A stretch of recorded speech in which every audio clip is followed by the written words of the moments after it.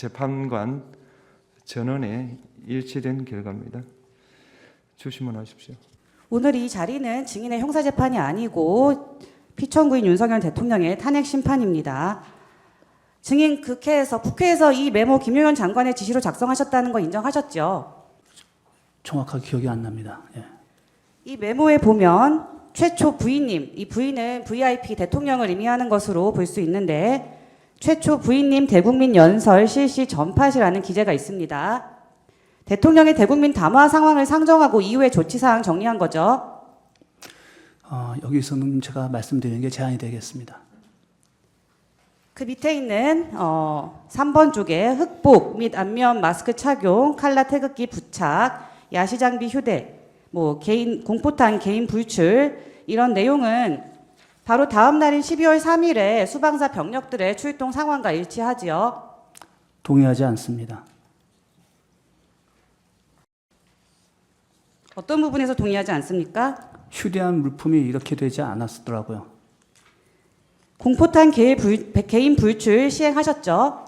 그것도 여기서는 이유는 말씀 못 드리고 이것도 제가 오늘은 진술을 좀 거부하겠습니다. 공포탄 개인 불출하신 상황은 있죠? 이유는 말씀하지 않으시더라도 공포탄 개인 불출했죠? 12월 3일 계엄과 관련돼서 불출을 했던 것이 아니고 그 전 단계에 제가 먼저 소집을 시키면서 훈련 목적을 하기 위해서 공포탄을 불출하라고 말을 한 적은 있습니다. 그게 이렇게 연결이 돼 버렸습니다. 이 메모에서 본관이라고 기재되어 있는 것은 국회 본관을 의미하죠? 여기서는 좀 말씀드리는 게 제한이 됩니다. 이 메모에서 대테러 대기부대를 선투입해서 본관에 배치하고 후속대 1개 대대 이상 투입하고 이 협력단 국회 협력단을 말하는 거죠? 말씀드리는 것이 좀 제한되겠습니다. 국회 협력단 지원하에 구역을 3일 배치한다. 이 내용도 바로 다음 날인 12월 3일 밤에 증인이 취했거나 취하려던 조치와 동일하지요. 말씀드리는 게 제한됩니다. 이 메모를 보면 이 메모를 12월 2일에 김용현 장관에게 작성한 이후에 보고했죠? 그것은 답변 드리지 않겠습니다. 증인이 평생 군인으로 복무하면서 국가와 국민을 위해서 헌신해 오신 분이시죠? 네, 그렇습니다. 증인이 이 자리에서 수사기관에서 진술했던 내용들을 모두 묵비하고 기억나지 않는다거나 말하는 것이 제한된다고 하는 것보다는 보다 떳떳하게 이를 밝히는 것이 국가와 국민에게 진정으로 봉사하고 헌신하는 길 아닙니까? 개인의 안위를 위해서 지금 모든 진술을 거부하시겠습니까? 이의가 하나 있습니다. 지금 그 화상기에 아까 전 메모가 계속 띄워져 있는데 질문도 그 내용 관련이 끝났기 때문에 화상기에서 치워주시는 것을 좀 부탁드립니다. 질문하시죠. 이 메모를 보면 김용현 장관이 증인에게 미리 하달했다고 하는 임무는 대통령의 대국민 담화를 통해서 비상기엄이 선포되면 이 보고 내용처럼 수방사 병력을 국회 본청에 투입해서 국회를 통제하라는 임무 아니었습니까? 이거라니까? 네. 예. 지금 이 질문을 계속 하시는데 사실 12월 2일 날 국방부 장관님께서 저한테 전화를 주셨어요. 오전에. 뭐였냐면 서울에서 비상 상황이 벌어지면 수방사는 어떻게 절차가 되고 역할이 뭐냐. 그래서 제가 그거를 한 4, 50분간을 전화로 말씀을 드렸습니다. 오전에.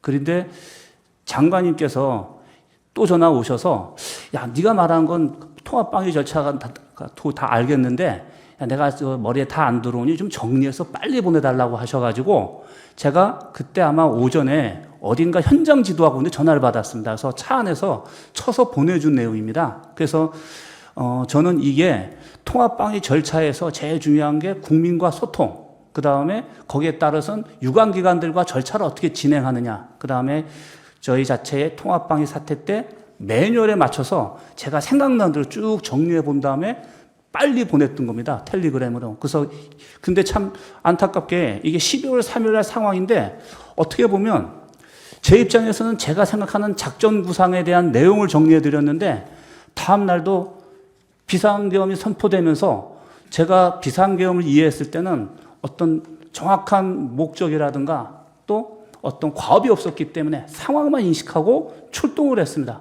그래서 제가 판단한 건 군인으로서 야, 이러면 이 상황이면 내가 통합방위 항상 훈련돼 있던 그 절차대로 하다 보니까 거의 일치된 겁니다. 통합방위 매뉴얼에 비상계엄 선포 시의 매뉴얼이 포함되어 있습니까? 비상사태로 돼 있을 겁니다. 서울에서 발생하는 비상 상황에 대국민 담화를 선포하는 내용이 통합방위 매뉴얼에 포함되어 있습니까?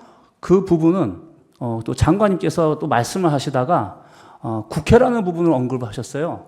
그렇기 때문에 제가 국회와 관련된다면 그렇다면은 그거는 이거는 저희가 통합방위 문제가 아니라 국가 차원에서 모든 게 공론화되는 상황이 될 것이라고 저는 생각을 하고 이런 내용들을 정리했었습니다. 그러면 김용현 장관이 국회에서 발생하는 비상 상황을 특정해서 매뉴얼을 작성하라고 지시한 것이네요. 작성하라고 지시한 게 아니라 저한테 상황을 저희가 절차가 어떻게 되는지 물어보셨고 저는 그거에 대한 답변을 하면서 저는 이렇게 해야 될 것입니다라고 제가 정리해서 보내드린 거였어요. 갑 15호증의 2의 3쪽 제시하겠습니다.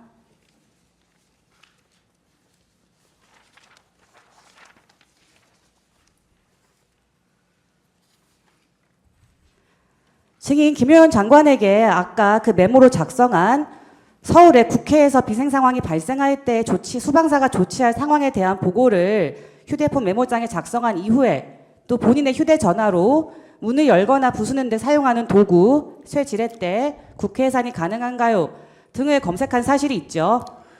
예, 이것도 그거를 작성하다 보니까 용어가 생각이 안 났어요. 그래서 이 도구가 이름 뭐지? 그래서 제가 인터넷에 그 워딩을 넣을 때 문을 부수는 이런 단어를 썼더니 쇠지렛대라고 나오더라고요. 그래서 그 쇠지렛대를 거기다가 언급을 했던 기억이 납니다. 있습니다.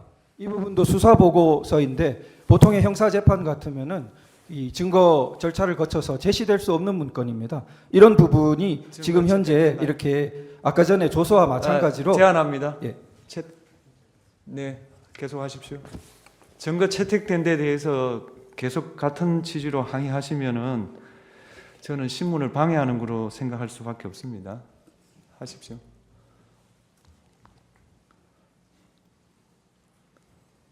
증인은 김용현 장관으로부터 국회를 염두에 둔 수방사의 조치 상황을 작성하라는 지시를 받자 그 과정에서 문을 열거나 부수는 상황이 있을 것을 예정해서 이런 것들을 검색한 것이 아닌가요? 그렇지는 않지만 그 부분에 대해서 자세한 설명은 이 자리에서 드리진 않겠습니다. 그거 거부합니다. 파랑 묻겠습니다. 다음 질문 넘어가겠습니다. 증인은 국회가 계엄 해제 요구 의결을 한 뒤에도 대통령으로부터 한 차례 더 전화를 받은 사실이 있죠. 여기서 답변 드리지 않겠습니다. 증인 부관이 얘기하기로는 계엄 해제 요구 의결이 된 다음에 대통령이 증인에게 한 차례 더 전화를 걸었고 그때 뭐 190명 들어왔는지 확인도 안 되고 해제됐다 하더라도 내가 2번, 3번 계엄령 선포하면 되니까 계속 진행하라는 취지로 지시했다라고 진술하였는데 그런 통화를 한 기억이 있지 않나요? 지금 제가 답변 드리지 못하는 가장 큰 원인이 바로 지금 우리 총무님께서 질문하신 그 내용입니다. 왜냐하면 제가 기억하는 것과 또 제3자가 하는 얘기가 저의 기억이 없는 게 되게 많습니다. 그래서 제가 답변을 못 드리는 거고 지금 저희 공소장에 나와 있는 내용은 저의 내용이 대부분이 아니라는 것을 말씀드립니다. 이상입니다.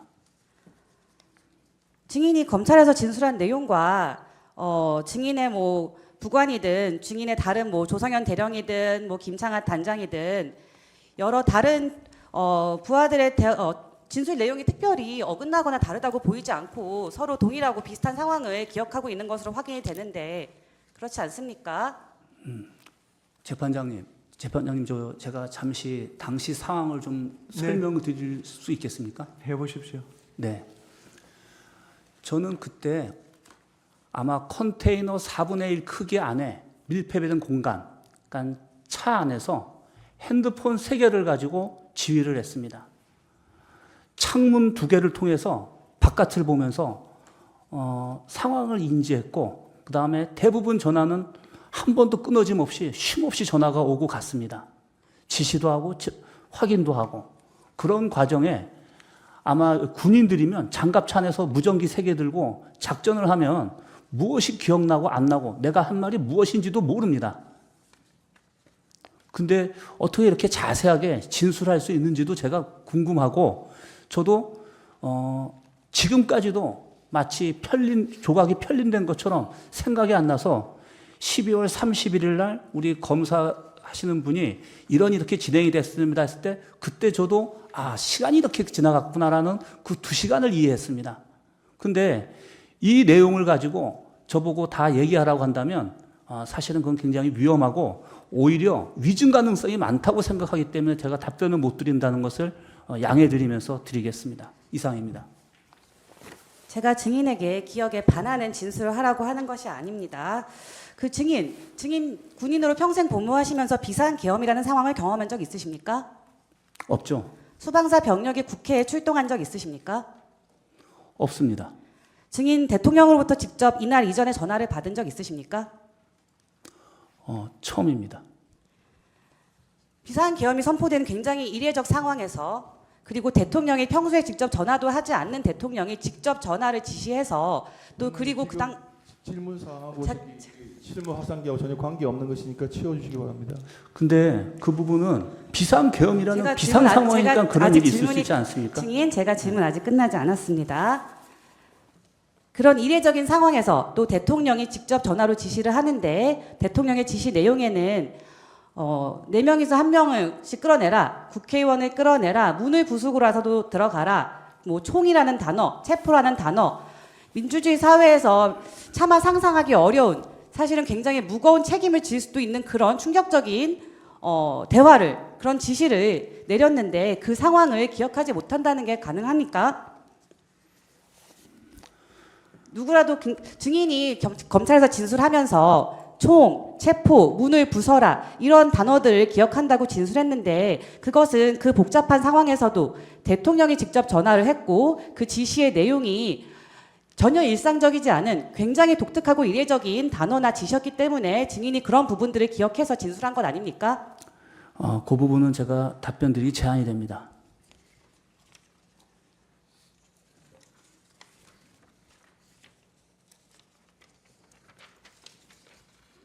(14만) 가항까지 생략하겠습니다. 증인 대통령이 비상계엄을 선포하기 전이나 또 계엄 중에 대통령이나 김용현 장관이 증인에게 이 사건 계엄이 짧게 끝날 것이라거나 경고성 계엄이니까 국회가 계엄 해제 요구를 의결하면 뭐 바로 철수하고 임무가 종료될 거다라는 이야기를 한 적이 있나요? 답변드리지 않겠습니다. 주신문 남는 부분 추후에 재주신문 때 혹시 활용할 수 있도록 해주시면 감사하겠습니다. 일단 6분 남겨놓으세요. 예. 반대 신문 30분 하십시오. 송준호 변호사입니다. 증인은 기소되어 있기 때문에 증인의 혐의 사실과 직접적인 관련이 있는 부분은 제외하고 답변하실 수 있는 내용 위주로 제가 물어보겠습니다. 먼저 주신문에 아까 잠깐 답변하신 게 있는데요. 그 부분 좀 먼저 확인하고 시작을 하겠습니다.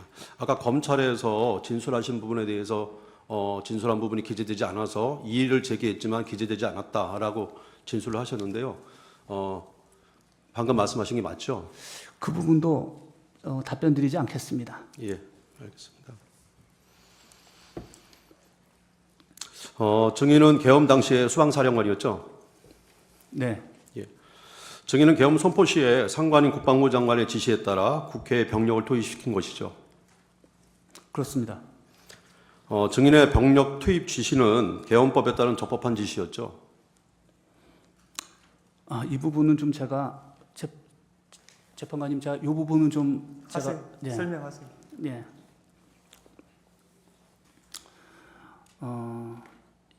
12월 3일 날 대통령님께서 계엄 선포 대국민 담화문을 발표하시는 걸 제가 봤습니다. 사실 그 직전에 장관님께서 미리 부대에 좀 가서 대기하라. 무슨 상황이 있을 수 있을 것 같다라는 말씀을 듣고 들어갔었거든요. 근데 저는 국민의 대표이시고 또 국군 통수권자이신 대통령님이 또 저 개인적으로는 알기론 검찰총장님까지 하셔서 법에 대해서는 누구보다도 아마 전문가 아니신가라는 생각도 하는데 국민을 상대로 또 전 세계, 전 국민에게 방송을 통해서 그것을 이렇게 얘기를 하시는데 그게 위법이다, 위헌이다라는 생각을 하등에 할 여지가 없었습니다. 그리고 지금도 그 부분에 대해서는 전 적법했다고 생각을 하고 그 다음에 장관이 저에게 즉시 국회로 가라고 했을 때 그거는 작전 지시로 이해했습니다. 이게 뭐냐면 군인 관점에서 봤을 때 대통령님이 국민 담화를 한다는 것은 전략 지침입니다. 구체적이지 않고 모호하지만 군인들한테는 상황 인식을 시키는 굉장히 중요한 요소입니다. 거기서 다 기억은 안 나는데 대통령님께서 탄핵 얘기를 하시면서 사법 기능이 정상화가 안 되고 또 행정 기능이 뭐 정상되지 않는 그런 상황을 얘기하셨는데 저는 제가 통합방위해서 비상사태와 관련돼선 서울에서 임무 수행하다 보니까 5개 법령에 대해서 알고 있습니다. 비상사태와 관련돼 있는 건 통합방위, 민방위법, 예비군 기본법, 그 다음에 계엄법, 그 다음에 충무사태입니다. 이 5가지를 항상 염두하고 있기 때문에 비상사태 하면은 무슨 상황인지 압니다. 근데 거기서 그 언급하셨을 때 계엄령에 이런 문구가 있는 게 알고 있었어요.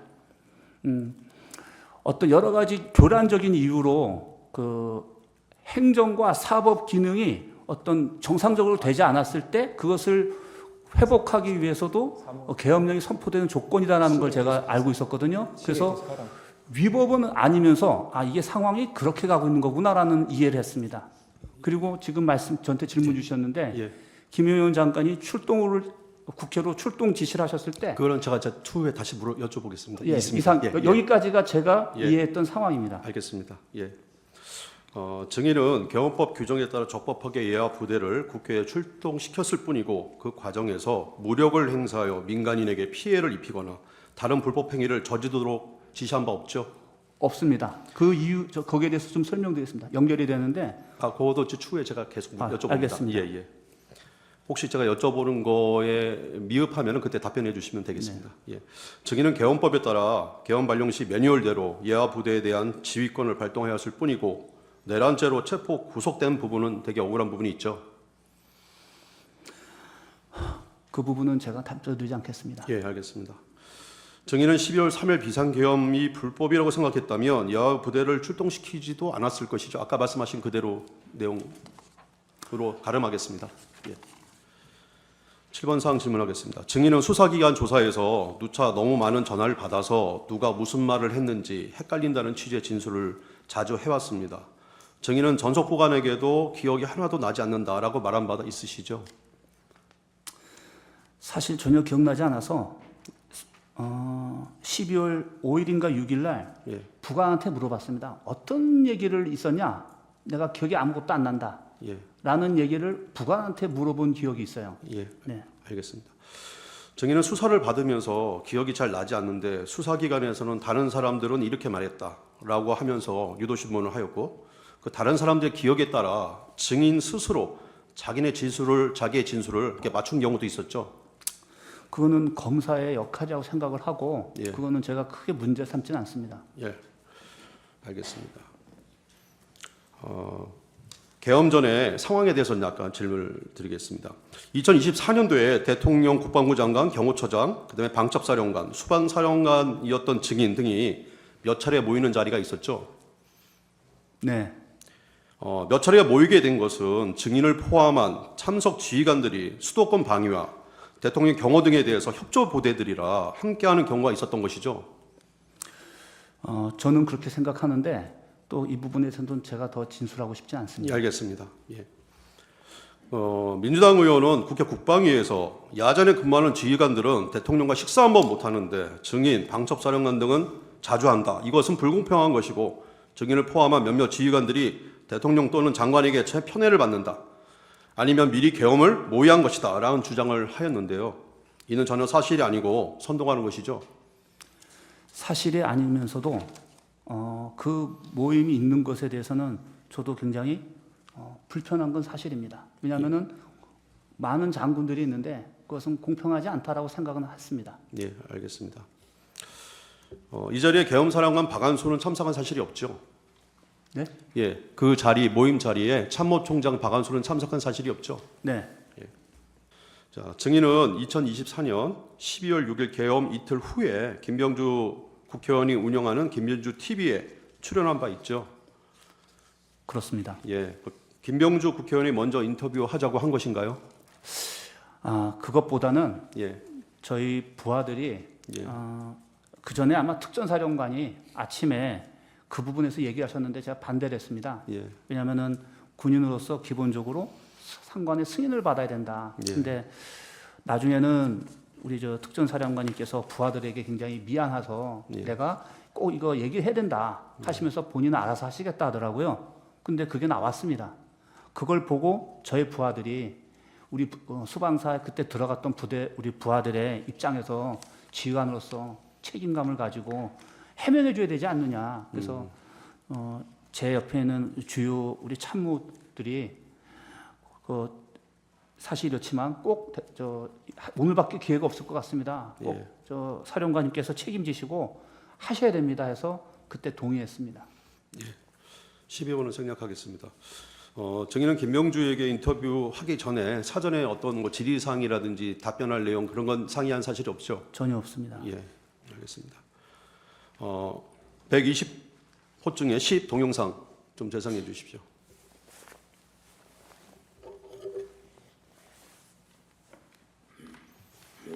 예, 김병주 TV에 나온 얘기입니다. 어떻게 알았습니까? 저는 그때 이제 사안이 심각한 상황이 있다고 해서 YTN을 그 사무실에 YTN을 틀어놓고 있는데 갑작스럽게 그 대통령께서 긴급 담화를 하시는 마지막 가운데서 동시에 제가 봤습니다. TV를 보고 아셨다? 네. 그래서 지통제지를 받고 그러면 명령은 언제 수령했습니까?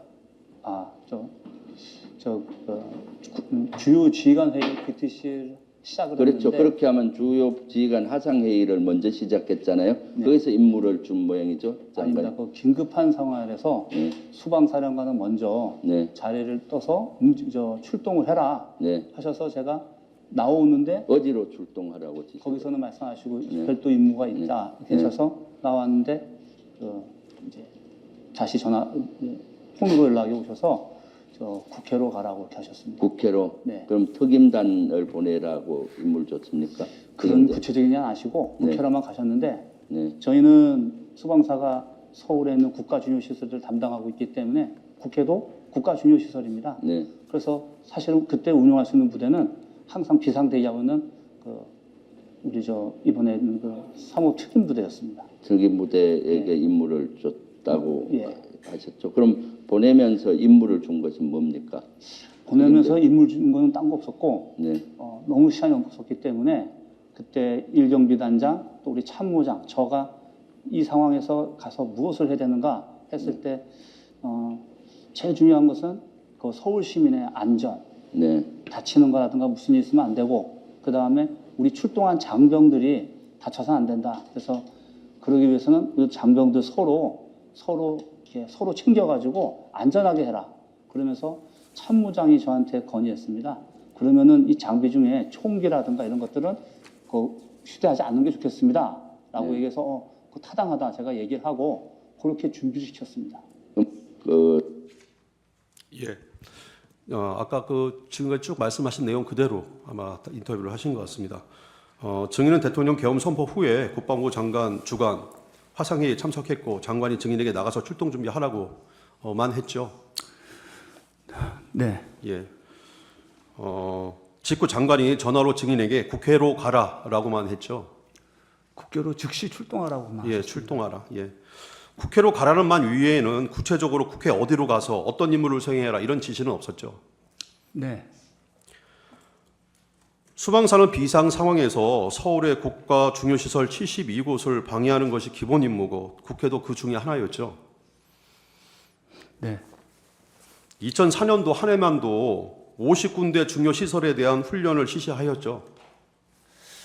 예, 제가 부임해서 예, 제일 많이 예전 전 사령관님들한테 조언을 들은 것이 예, 지난 10년간 서울에서 통합방위 훈련을 유관기관과 한 적이 없다. 군인들만 했다. 그래서 너는 수방사령관 할 때 책임지고 유관기관과 함께 모든 국가 중요시설에 대한 훈련을 해서 이것이 일상화되게 해라. 그런 어떤 굉장히 중요한 조언을 들었습니다. 그래서 저도 그게 목표여서 그렇게 쭉 해왔습니다. 예. 당연히 훈련할 때는 총을 메고 하는 거죠. 기본 복장 갖추고. 그렇습니다. 예. 공경합동 통합방위 훈련 매뉴얼이나 2004년, 2024년도 50곳 했던 통합방위 훈련에 따르면은 수방사 임무는 시설 중에서도 가장 중요한 건물의 외곽방위, 경계를 담당하는 것이 임무죠. 병력들이 없기 때문에 예. 국가 중요 시설이 다 규모가 다릅니다. 예. 근데 작은 데는 저희가 할 수 있지만 예. 크면은 핵심 시설을 정합니다. 예, 핵심 판단해서 시설. 그럼 예. 그 전체 기능이 돌아가는 핵심 시설을 정해서 그 핵심 시설의 외곽을 대치선을 만들어서 그 시설과 외부랑 접촉이 안 되게끔 차단하는 게 저희 이제 특임 부대들의 임무고 예. 만약에 그러니까 위협을 할 수 있는 적이 안에 들어가 있거나 또 안에 들어가 있으면 이것은 707에서 와서 예. 진입하게 돼 있습니다. 예. 그 저희가 상황을 평가해서 알려주고 유도하는 게 저희의 임무였습니다. 예, 알겠습니다. 저 125증의 11 동영상 재생해 주십시오. 그리고 제가 이건- 사실 나중에 현장에서 보니까 네. 병력들이 저희 초동조치부대들은 기본적으로 들고 다니는 패키지가 있습니다. 그렇죠. 총하고 다 예. 휴대하죠. 총기를 들고 갔고 그 다음에 총은 탄약은 이제 안 가져가고 그 공포탄을 네. 대신해서 갔는데 제가 현장에서 먼저 보고 너무 상황이 사람들이 많았습니다. 그래서 총기는 차에다 다 내려두고 빈몸으로 내려서 임무를 수행해라 이렇게 임무했습니다. 네. 그럼 총기는 차량에 놔둔 상태에서 빈몸으로 내렸다. 그때 임무 준 거 있습니까? 그때도 역시 제일 중요했던 것은 시민들 안전 지키고 그 다음에 장병들 임무 잘해라. 그렇게 마치 잘해라가 표현 다 기억이 안 나는데 가서 원래 저희 기본 임무가 국가 중요시설에 대한 경계입니다. 외부로부터 들어오는 것을 통제하고 시험 확보를 하는 게 유사시의 임무입니다. 그리고 본청으로 가는 걸로 알고 있는데요. 본청. 근데 그런 임무가 있지 않았기 때문에 네. 저희는 본청 외곽에 있었습니다. 본청 외곽 경계를 담당했다. 네, 근데 말씀- 그 인원도 너무 사람이 많아서 네. 인원 중에 한 40여 명 정도밖에 못 탔고 나머지는 것까지도 가지 못한 상황이었습니다. 그리고 제가 예. 이건 출동 당시 임무 부여에 대해서 나온 동영상인데요. 증인은 수방사 출동 인원들에게 시민들, 장병들의 안전이 최우선이다. 총은 두고 빈몸으로 내려서 임무를 수행하고 장갑차는 가지고 나오지 말아라 이렇게 지시하셨죠. 그렇습니다. 국회 본관으로 들어가라는 지시가 없었기 때문에 국회 본관으로 가지 않고 국회 본관 외곽 경계에 지시를 내렸다는 것이죠. 지시가 있어서가 아니고 예. 매뉴얼상 저희는 내부에 들어가는 계획이 없습니다. 예, 네. 알겠습니다. 증인은 국회 어디로 가서 어떤 임무를 수행해야 하는지 몰라서 당시 우선 초동조치 부대만 소집해서 출동했고 출동하면서 서울경찰청장 김목식에게 전화를 해서 서울에 무슨 상황이 있는지 물어보기도 했고 또 국회 협력관에게 전화해서 수방사 병력이 어디로 가야 하는지 안내해달라고 부탁한 바도 있죠. 그렇습니다. 예. 을 121호증의 1 김청학과 조성의 대화 내용 띄우겠습니다.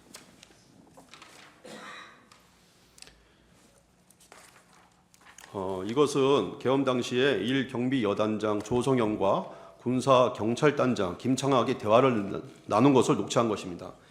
여기에 보면 녹취 시간이 당일 23시 51분 10초 때 녹취가 된 겁니다.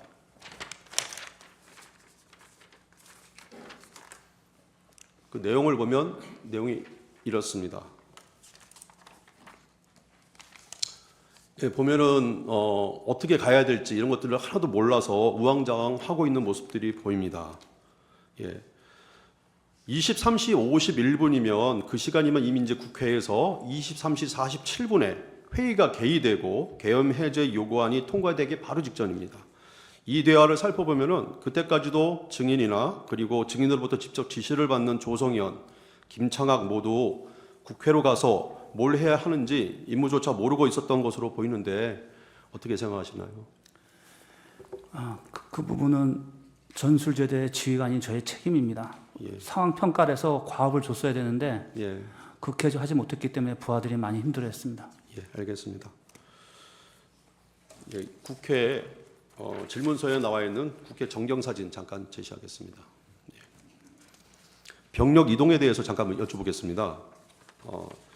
증인의 지시에 의해서 35 특임대 3지역대대가 출동하게 되었는데요. 출발 시간이 증인의 공소장에 나와 있는 거 보면은 23시 10분이었습니다.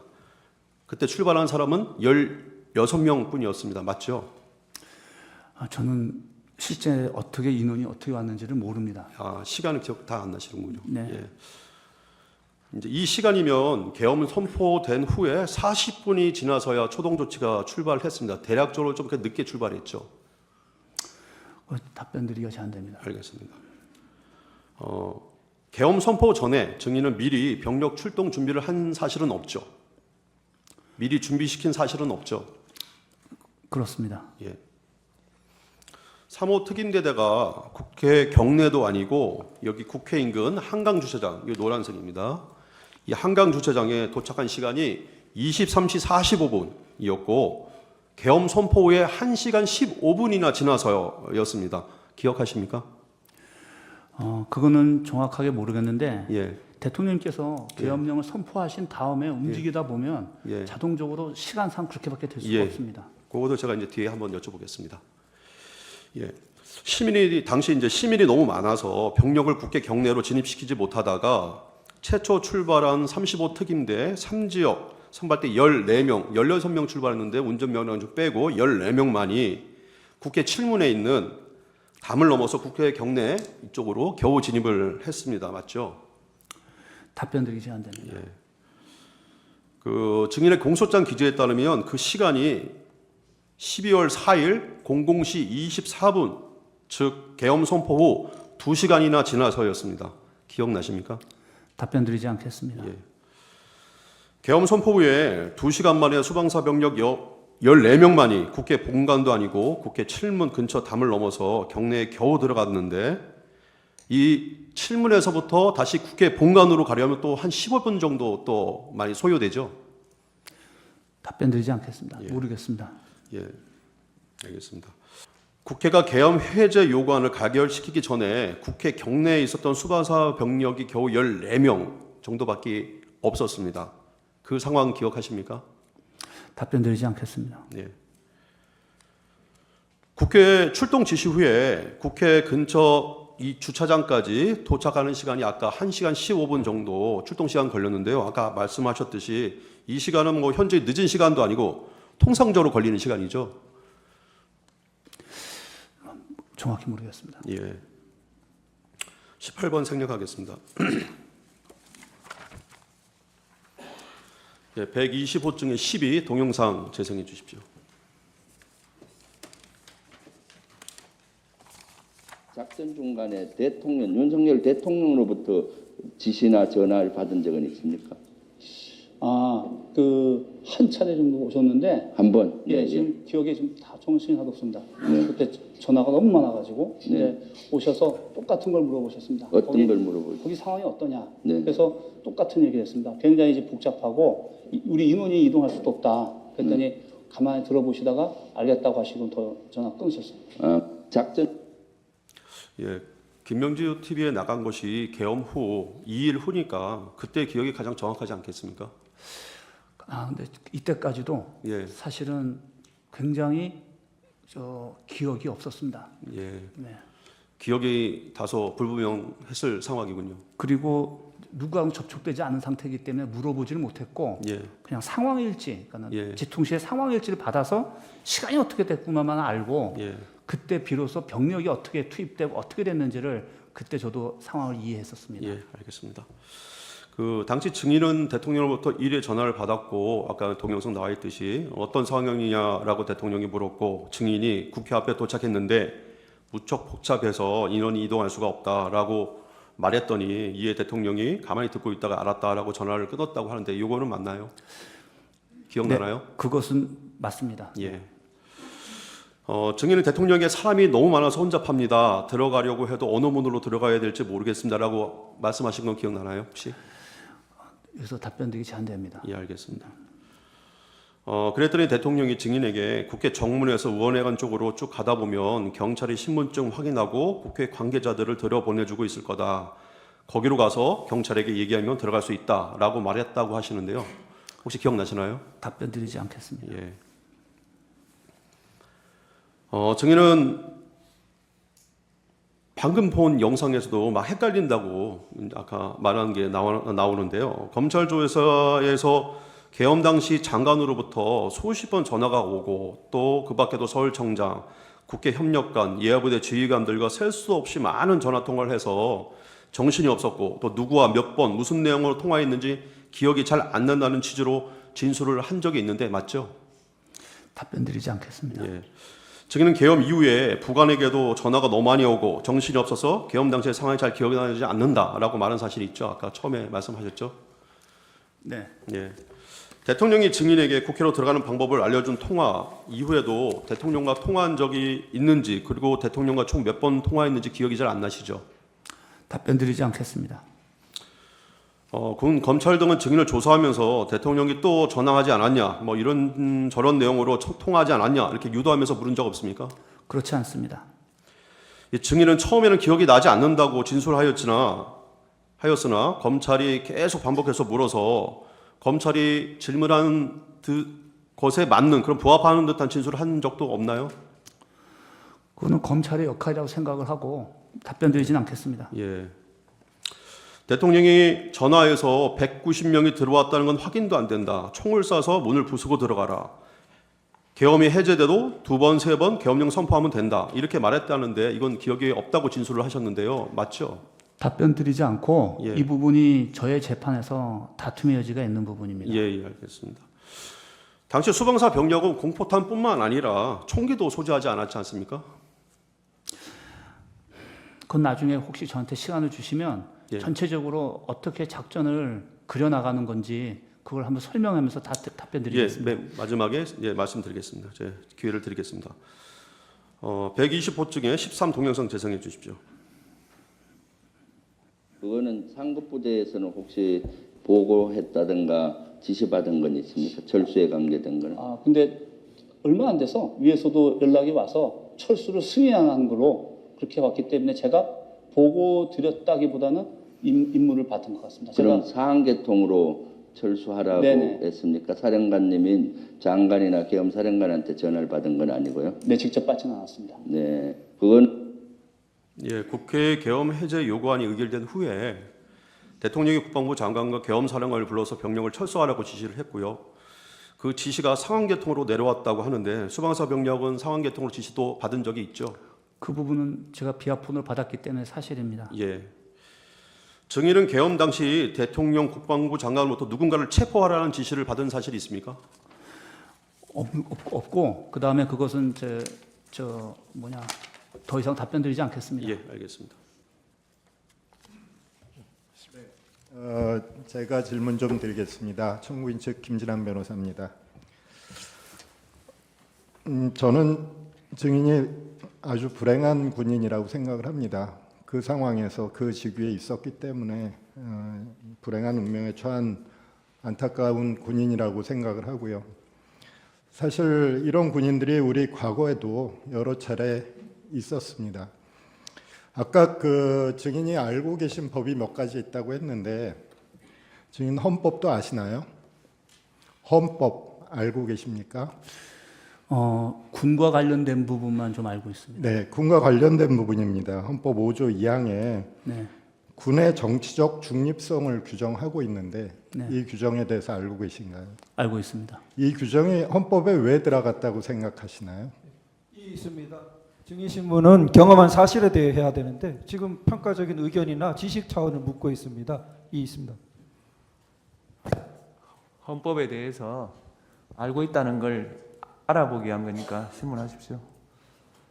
네, 이 정치적 중립성 규정이 헌법에 들어간 건 과거에도 증인과 같은 불행한 군인들이 많이 있었기 때문이라고 저는 생각을 합니다.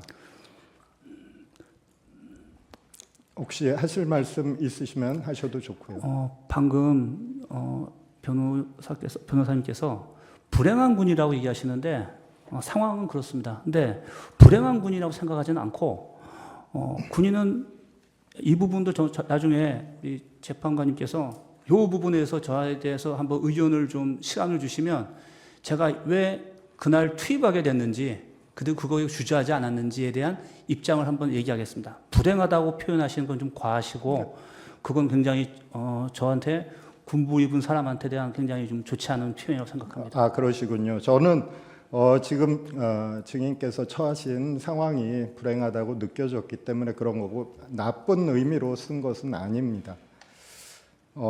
증인은 대통령이 계엄령 선포하는 장면을 TV로 보셨는데 거기에 야당이나 국회를 반국가 집단, 괴물 집단, 북한의 어떤 조종에 따르는 좌파 세력 이런 표현들을 들으신 기억이 있나요?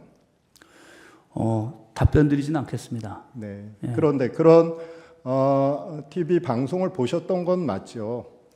비상계엄 선포 당시에 예, 상황을 담화문을 보셨고, 봤습니다. 예. 그리고 그것 때문에 증인이 계엄군으로서 국회에 투입된다는 상황은 알고 계셨었던 거죠. 그렇습니다. 네. 그렇고 국회 도착해 보니 많은 시민들이 계엄군의 투입에 대해서 반대하고 있는 장면을 눈으로 목격하신 거죠. 답변 드리진 않겠습니다. 네. 증인은 정치적으로 군인이 이용된 그런 상황 속에 증인께서 몰려 들어갔다는 생각은 하지 않으시나요? 피청구인에게 정치적으로 증인뿐만 아니라 많은 군인들이 이용당했다는 생각을 하지 않으시나요? 경험한 사실을 묻는 것이 아니라 적절히 의견을 묻는데 이 점은 분명히 지적을 해 주십시오. 개인의 가치관에 대해서 계속 가치관을 지금 내뱉으라고 좀 강요를 하는 것과 다름이 없는데 정확하게 경험한 사실만 묻도록 좀 조치를 해 주십시오. 마지막 질문입니다. 그럼 그때 그 상황 속에서 증인은 어떤 생각을 하셨나요? 그것은 경험이죠. 어떤 생각을 하셨나요? 제가 그 사람이 결심하고 행동한다는 것은 생각이 있는 거지 않습니까? 그거에 대해서 말씀을 드리려면 좀 시간이 있어야 됩니다. 그래서 그 부분을 우리 제 시간을 다 드리겠습니다. 이제 그 부분은 말씀 한번 해주시죠.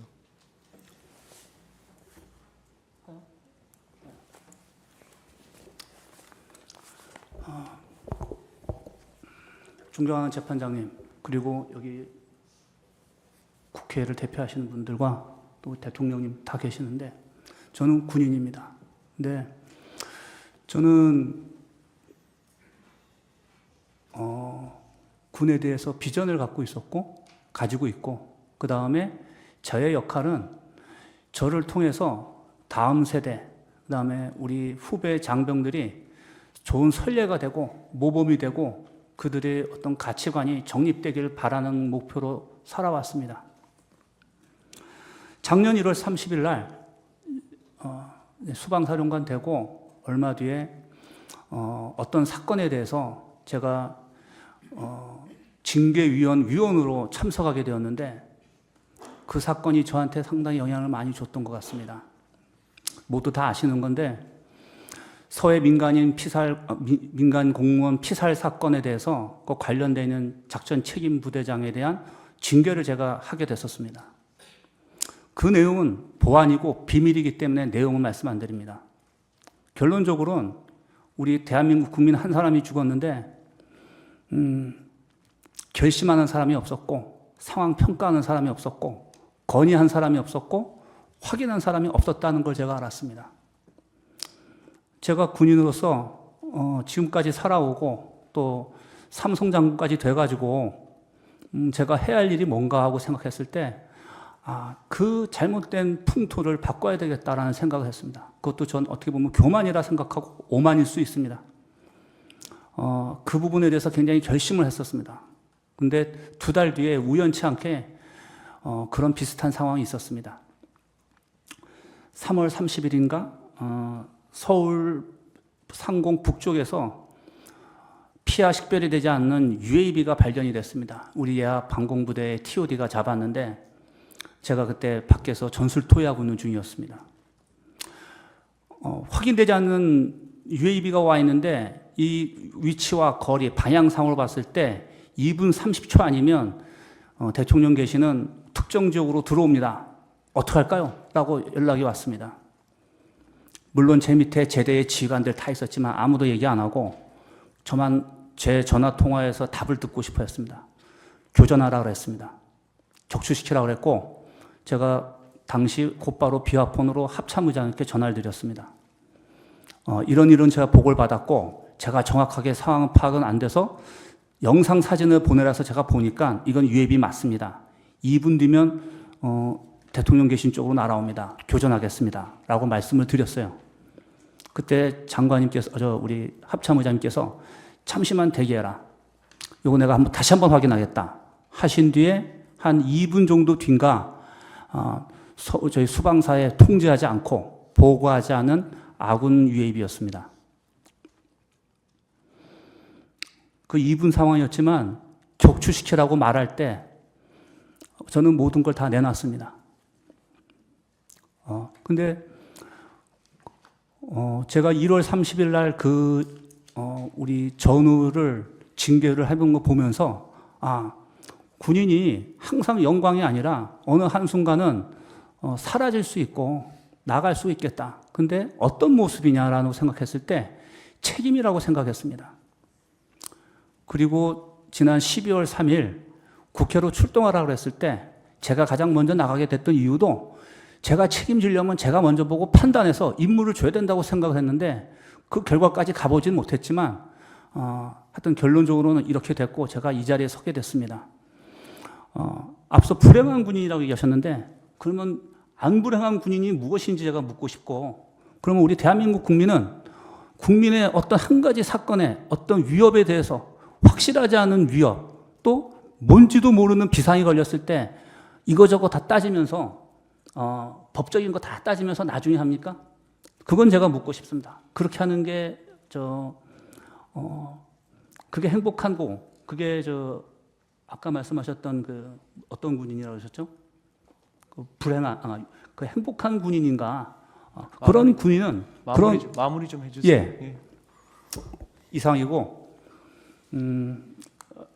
다시 한번 제가 우리 재판에 계신 우리 헌법재판소 재판관님들께 제가 어떤 경우에 이 자리에 있던 것에 대해서 죄송스럽게 생각을 하고 저도 굉장히 반성을 합니다.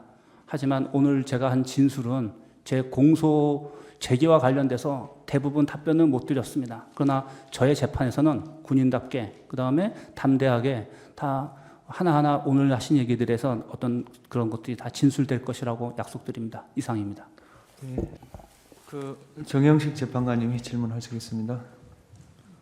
예. 증인 그날 상황이 하도 복잡하고 정신이 없어서 기억을 제대로 못하는 것도 있고 또 일부는 지금 현재 재판을 받고 있으니 이제 그 사건에서 본인이 문제가 될 수도 있으니까 여기서 진술을 함부로 하기가 어렵다는 것은 이해를 합니다. 그런데 이 사건에서 얘기를 해도 예를 들자면 여기서 기억이 나는 것 중에 일부를 얘기를 한다고 그래서 그 부분이 진실이고 증인이 기억나는 대로만 진술했으면 그게 아무런 문제가 없어요. 다른 사건에서도 당연하겠죠. 그거는 여기서 거짓말을 얘기한다거나 혹시 복잡한 얘기를 하다 보면 말이 왜곡될 수 있으니까 그렇지만 그래서 제가 지금 계속 뭐 이제 아까 일부 대통령 전화 받으면서 답변한 내용을 일부 반대신문에서 답변을 하셨어요. 그런데 이제 나머지 부분에 대해서는 답변을 하지 않겠다고 하셨는데 이제 진술 상황이 굉장히 복잡하니까 그럴 수는 있습니다. 그래서 제가 묻는 거는 대통령하고 통화한 건 분명히 맞지 않습니까? 그죠? 그렇습니다. 예. 그러면 대통령하고 통화할 때 지금 상황에서 그때가 아니고요. 뭐 옛날에 어떻게 얘기했던 걸 다 떠나서 지금 상황에서 머릿속에 기억이 나는 단어들이 있습니까? 지금 있습니다. 상황에서 기억나는 단어들을 예. 말을 해줄 수가 있겠습니까? 여기서? 그걸 답변드리기가 제한이 됩니다. 있기는 있는데 네, 그거를 답변하기는 곤란하겠다. 네. 예, 알겠습니다. 이상입니다.